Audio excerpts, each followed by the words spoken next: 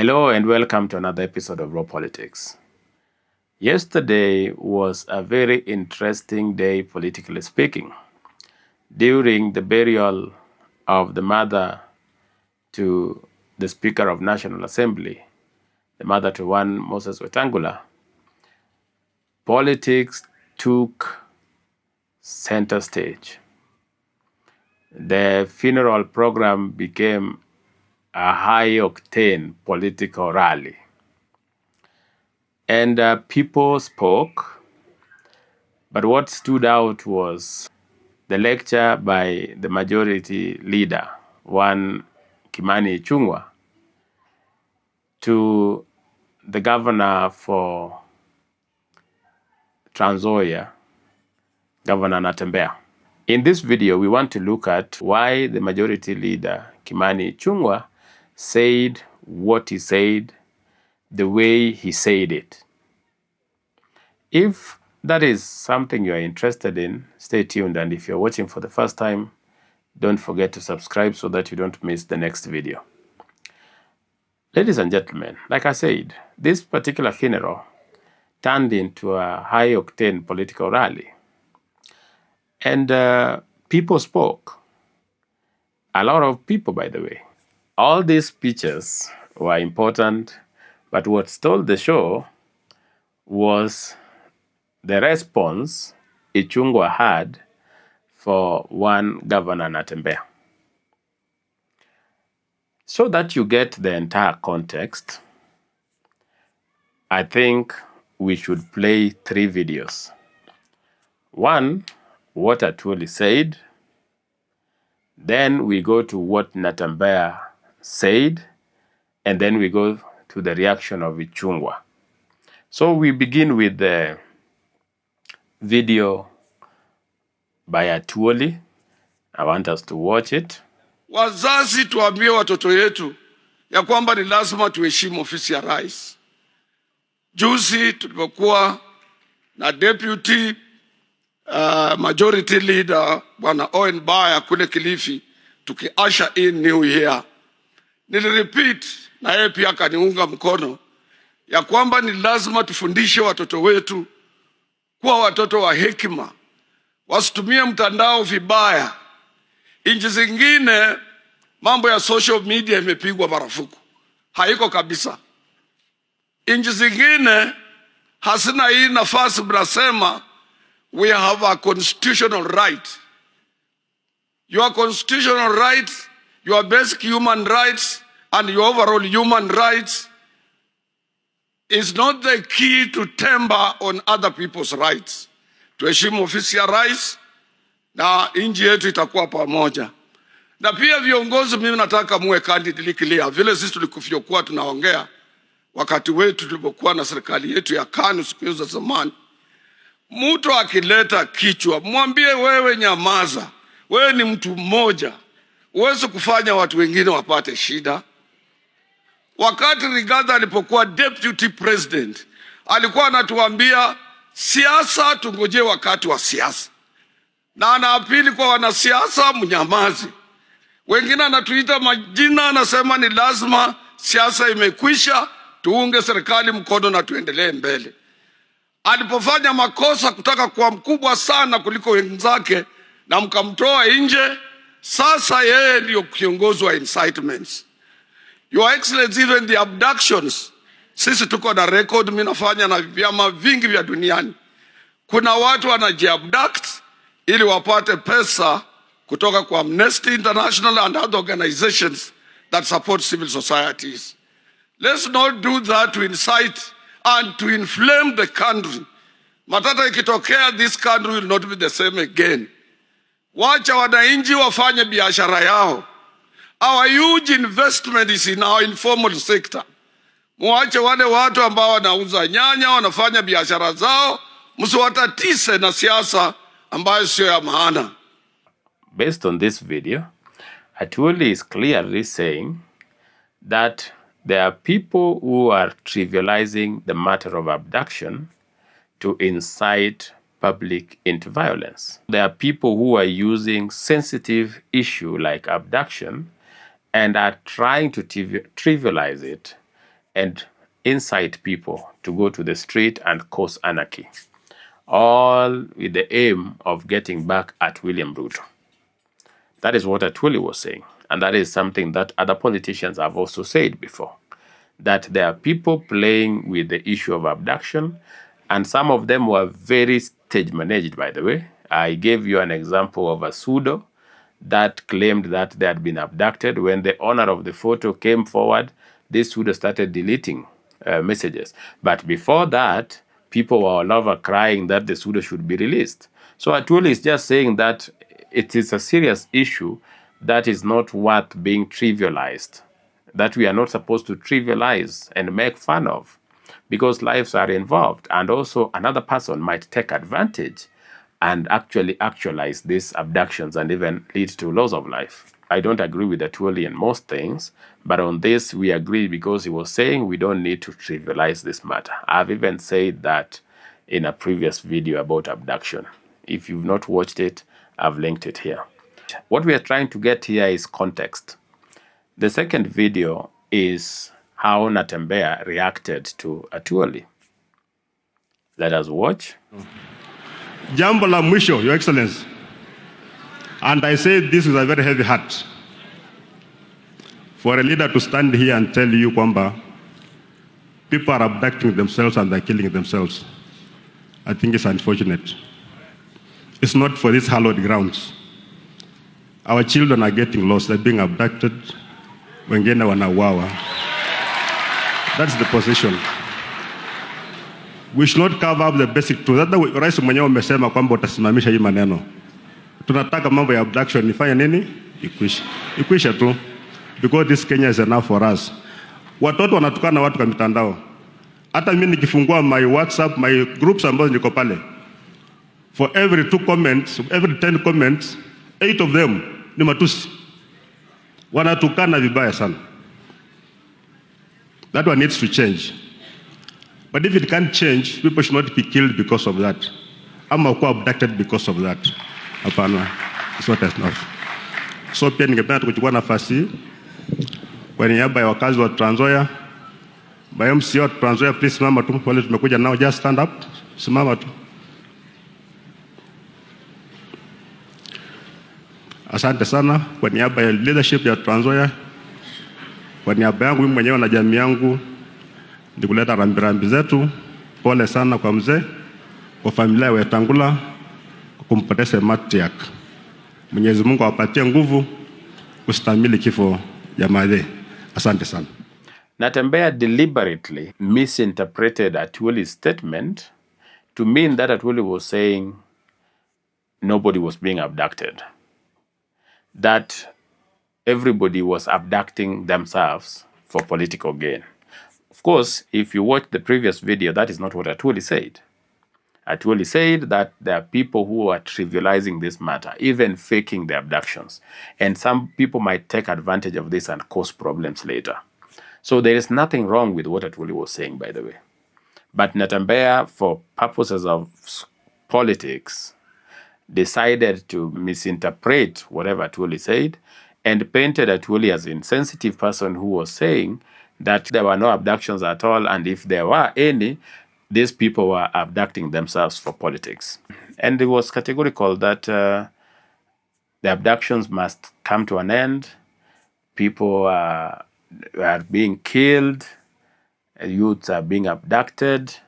He even said that he is one of the people who are being insulted, but he has never gone that far. There is even though people are not supposed to insult others, but if they can't change, you cannot abduct them. Something like that.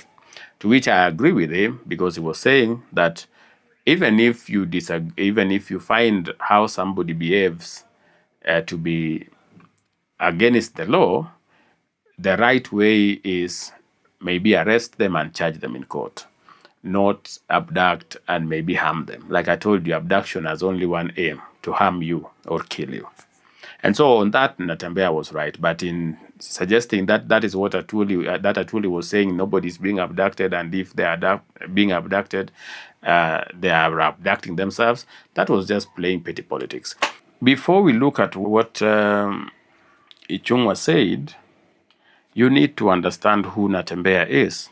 Natembeya has worked in the office of the president for a very long time, to the point that he was a regional commissioner, one of the highest ranks in Gao. And then realizing he was popular, Natembeya decided to vie for governor of Trans Nzoia. And what did he do? He went with an Azimio affiliate party in a region that mostly is a Ford Kenya region. So once he won, and he won by a landslide, by the way, he won by over 60%, but that region is Luya and Kalenjin. In fact, Natembeya's running mate is a Kalenjin. That is why Natembeya is among the first governors to accept Ruto as the legitimate president. But as time went, Natembeya and the deputy governor relationship fell apart. They have not been the best of buddies ever since. But Natembeya wants to be re-elected. So what does he do? As a smart politician that he is, Natembeya decided to launch a scathing campaign against Wetangula and Mudavadi in Luyaland, painting them as failures who have used their communities and has not done anything for the particular community. In fact, Natembeya wants to make it look like Wetangula and Mudavadi are only representing themselves and not representing the interests of the Luya community. He is saying he's the one who can do it. Natembeya's hope with this is that at the end of the day, he knows he cannot be president. He wants second term. But if he makes a lot of noise, then these people will talk to him. I told you, that is something politicians do. You aim higher so that you get what you exactly want. You claim you want to be a senator so that they allow you to vie for MP. You want an MP so that the MCA seat is left for you.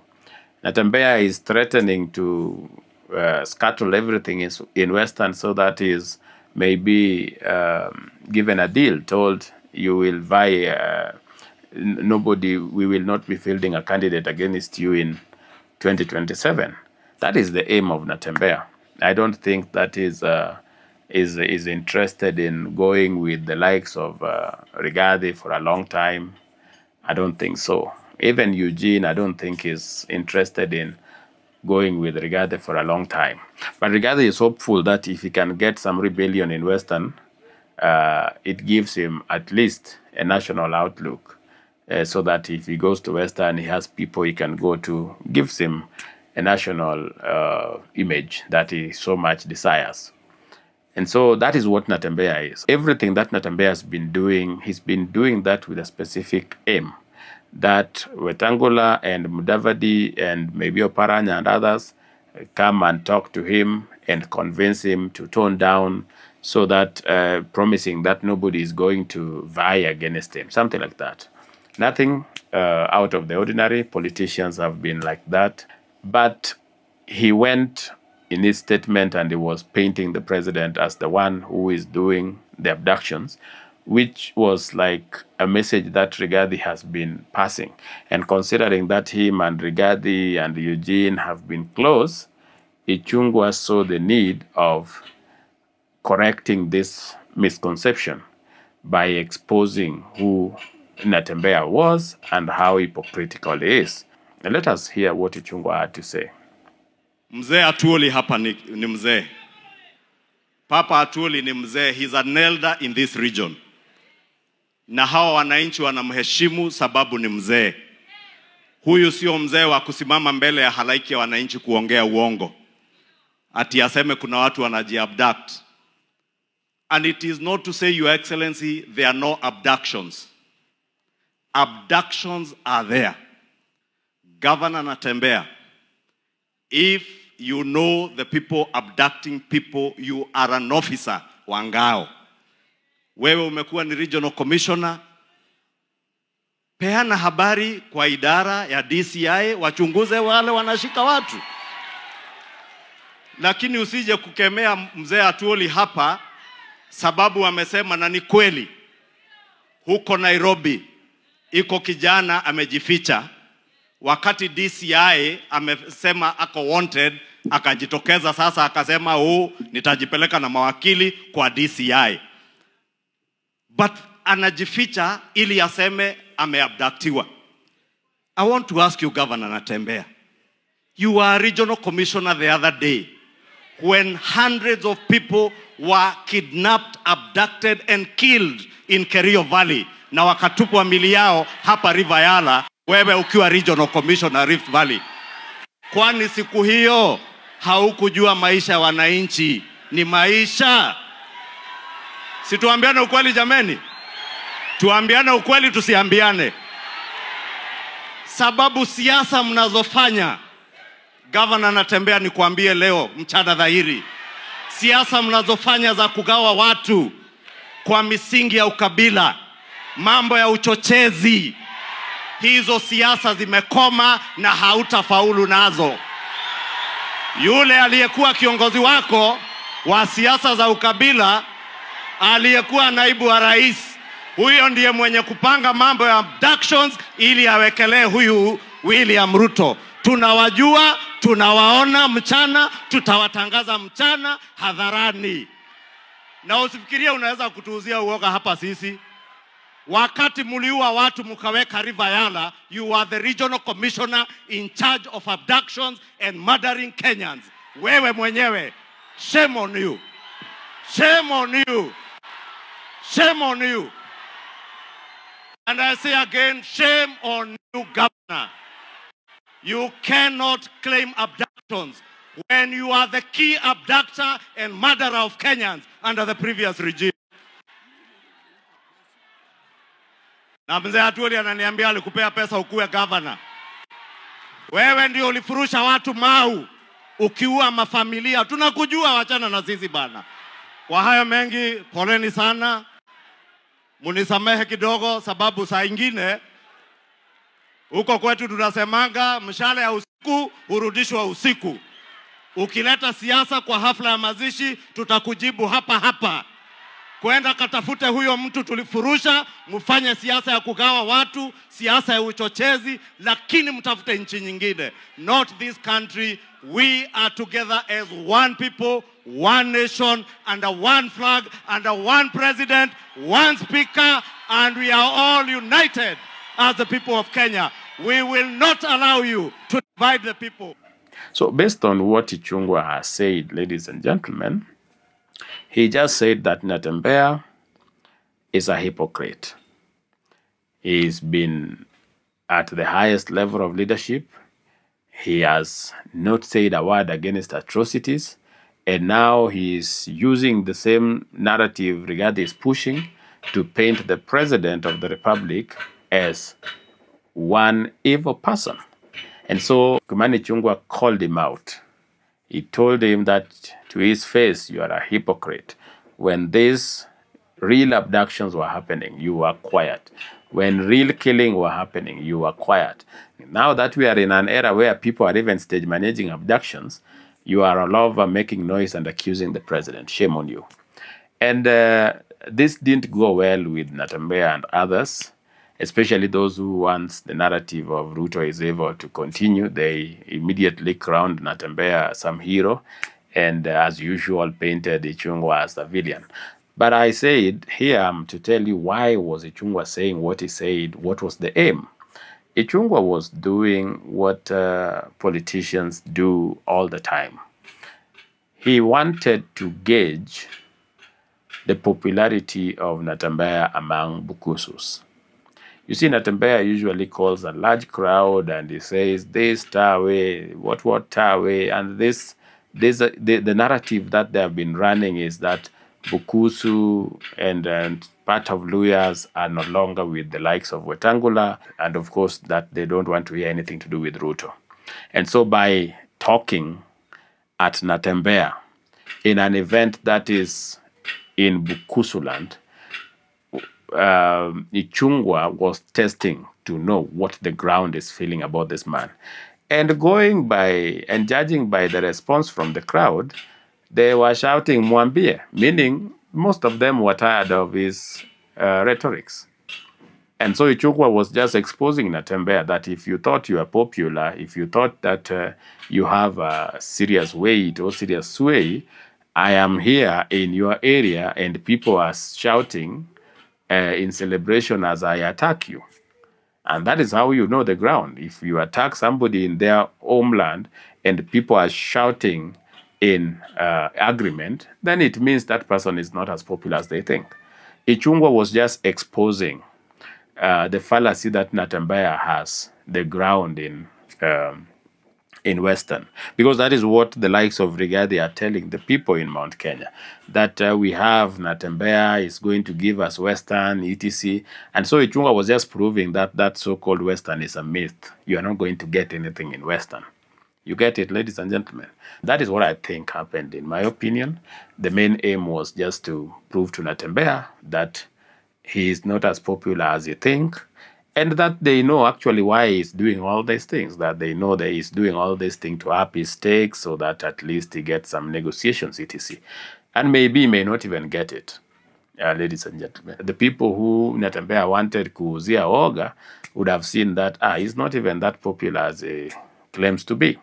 And if the likes of Rigathi were to depend on Natembeya to mobilize Western for them, then also now they have been taken to the drawing board. They are thinking, if this is our guy and he can be shouted at by a stranger and the people are making noise and are celebrating this particular stranger, then Natembeya is not.